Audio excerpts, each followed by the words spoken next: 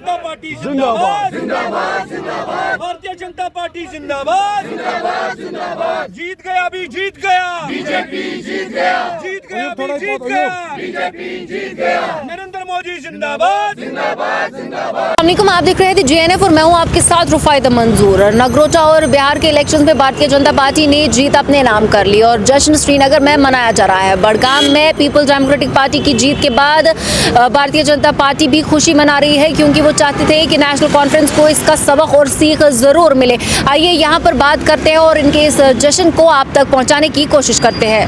अल्ताफ ठाकुर साहब हमारे साथ है, बात करेंगे हम नगरोटा इलेक्शंस की, जहां पर भारतीय जनता पार्टी ने अपनी जीत हासिल कर ली है। कैसे देखते हैं आप इस जीत को अल्ताफ साहब? देखिए, बहुत बड़ी जीत, चाहे बिहार हो चाहे नगरोटा हो, ये बिहार की जीत नेशनल इंटरेस्ट की जीत दर्शाता है।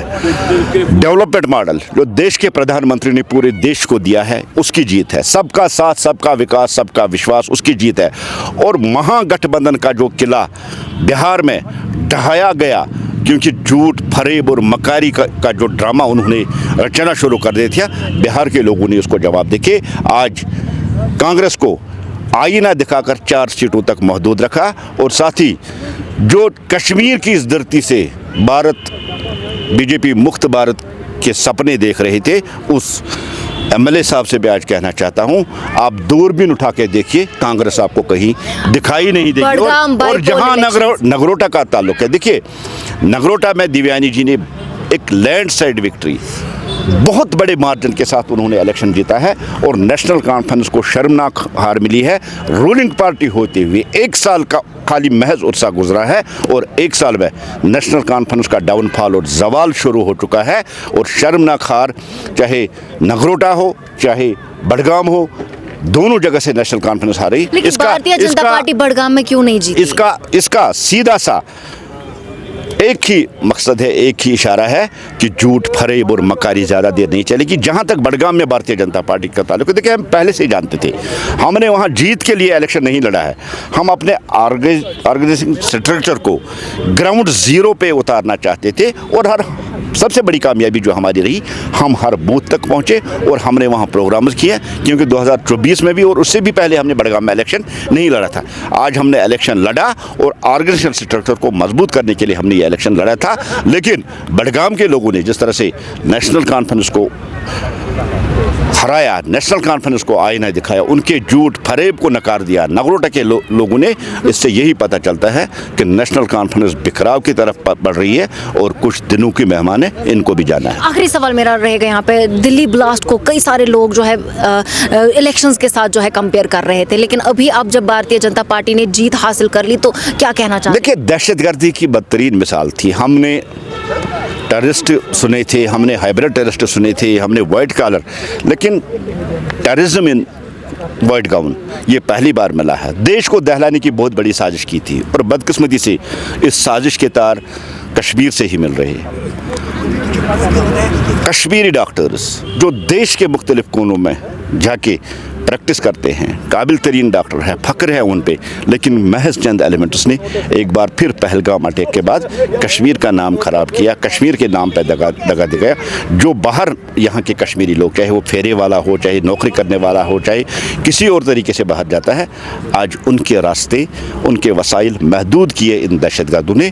हम यही चाहते हैं कि दहशतगर्द जो है इसको मिटाना ही हमारा संकल्प, और आप समझ जाइए ये आखिरी बार दहशतगर्दी पे होगा। और मैं गवर्नमेंट से गुजारिश यही करना चाहता हूँ, दहशतगर्दों को पकड़ के खिलाने पिलाने की पॉलिसी को तर्क करके ऑन स्पॉट उनको मार के एक सबक देना चाहिए। बहुत बहुत शुक्रिया अल्ताफ साहब बात करने के लिए। हमारे साथ Bharatiya Janata party spokes person Altaf Thakur साहब थे, जिन्होंने हमारे साथ बात की और इलेक्शंस के बारे में जो है कई सारे जो है पहलू सामने रखे। इसका एहसास उमर अब्दुल्ला साहब को भी था कि हम बड़गाम हार रहे हैं, क्योंकि पिछले 1 साल से जो जम्मू कश्मीर की सरकार वो चला रहे हैं, मुझे लगता है कि उन्हें इस चीज़ का एहसास हो चुका हुआ है कि कब तक झूठा मैनिफेस्टो, कश्मीर की माओं के साथ झूठ बोला गया, बेटियों के साथ झूठ बोला गया, यूथ के साथ झूठ बोला गया, और एक आम कश्मीरी आज के टाइम पे उमर अब्दुल्ला साहब की सरकार से अपने आप को ठगा हुआ महसूस कर रहा है वोट डालने के बाद।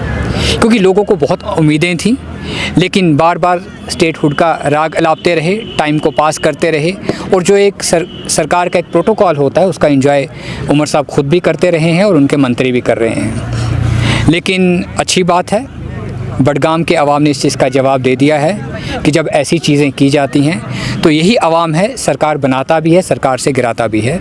इस चीज़ का उनको इशारा मिल गया है और मुझे लगता है आने वाला टाइम उमर अब्दुल्ला साहब के लिए, उनकी सरकार के लिए बेहतर नहीं है जम्मू कश्मीर का। इस चीज़ का मैं आपको आज ही बता दूं, क्योंकि बडगाम की सीट हाथ से जाना बहुत कुछ सरकार सियासी गलियों में, सियासी बंद कमरों के अंदर आज बहुत सारी बातें हो रही हैं, और ये बातों का जो मेन खबर है, मेन चीज़ें हैं जो हवा में आज चलना शुरू हो जाएंगी जम्मू कश्मीर से लेकर पूरे हिंदुस्तान तक। इसका जवाब मीडिया के लोगों, आप लोगों को भी पहले पता चलता है और बहुत जल्दी पता भी चल जाएगा। पिकुलर सिचुएशन देखने को मिल रही है कि भारतीय जनता पार्टी अपने नुमाइंदे की हार से उतना जो है गमगीन नहीं है, लेकिन पीडीपी की जीत को लेकर वो काफ़ी ज़्यादा खुशी। देखिए, मैं आपको एक चीज़ कर दूँ, भारतीय जनता पार्टी वो संगठन है, हमने यहाँ पे तिनका इकट्ठा किया कश्मीर के अंदर और उसमें हम कामयाब हैं।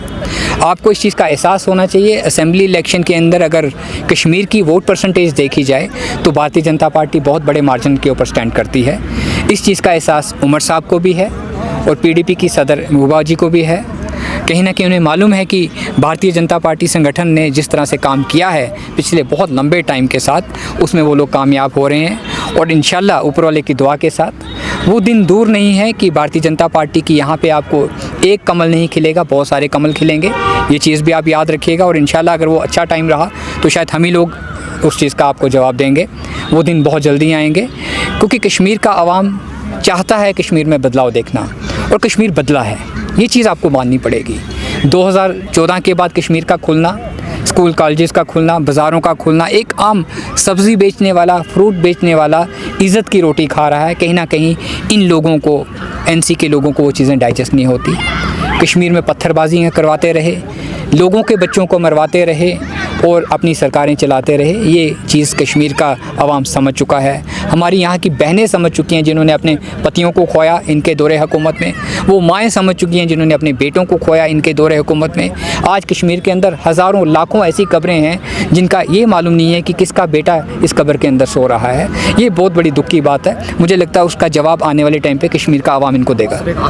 देखिए, जो पिछले 5-7 दिन में हमने एक्टिविटी देखी है पूरे देश के अंदर, और जितने भी डॉक्टर्स इन्वॉल्व हुए हैं एंटी नेशनल एक्टिविटीज़ के अंदर, बड़ी बदकिस्मती है कश्मीर के लिए, कश्मीर के लोगों के लिए।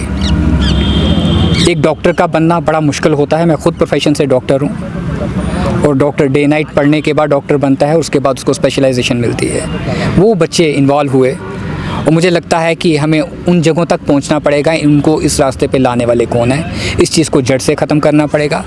उसका ये मतलब नहीं है कि हम आम कश्मीरी के ऊपर उंगली उठाएं कि वो इन चीज़ों के अंदर इन्वॉल्व है। हाँ, जो लोग इन्वॉल्व हैं उनको नहीं बख्शा जाएगा। सरकार के इरादे बहुत मजबूत हैं।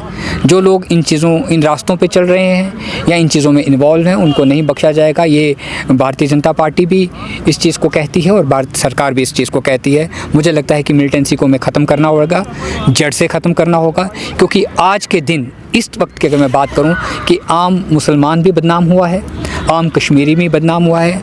आज हमारे हज़ारों बच्चों को पूरे हिंदुस्तान में प्रॉब्लम्स आ रही हैं इस इशू की वजह से। ये चीज़ें नहीं होनी चाहिए, और इस पे माँ बाप को भी मैं अपील करूँगा कि अपने बच्चों के ऊपर, उनकी एक्टिविटी के ऊपर ध्यान रखें। देखिए, सिक्योरिटी एजेंसीज़ का एक अपना काम है, तरीका है काम करने का। वो आपने देखा बड़े लंबे टाइम से पूरे भारत देश के अंदर जहाँ जहाँ ऐसी एक्टिविटीज़ होती हैं इस तरह के एक्शंस लिए जाते हैं। ये उनका एक तरीका है, एक लाइन है काम करने की। इससे और मैसेज बहुत सारे परिवारों को जाता है, बहुत सारे युवाओं को जाता है जो सोचते हैं, ऐसी जिनके दिमाग में सोच होती है कि अगर उन्होंने एक कदम आगे बढ़ाया है तो 10 कदम पीछे हो जाएं। ये एक सरकार का तरीका है काम करने का।